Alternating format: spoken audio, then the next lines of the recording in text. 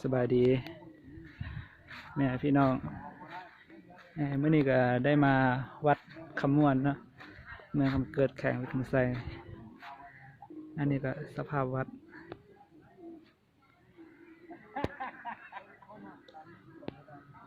เมื่อนี้ก็ได้มาถวายทานช่วยเหลืองานศพของยาพ่อที่วัดนี้เนาะเป็นเสียได้มา4-5 วันละสภาพวัด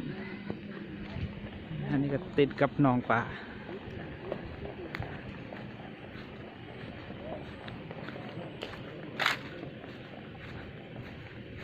มีสระบัวอีกเนาะนี่ถือว่าบรรยากาศนี้ใช้ได้เลย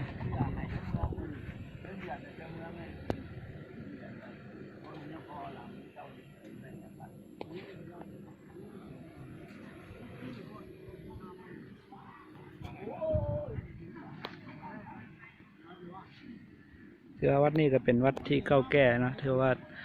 ตั้งแต่ตั้งเมืองคำเกิดมันมีวัดนี้ก็ถือว่ามีมาแล้วถือว่านับปีบ่ได้เนาะ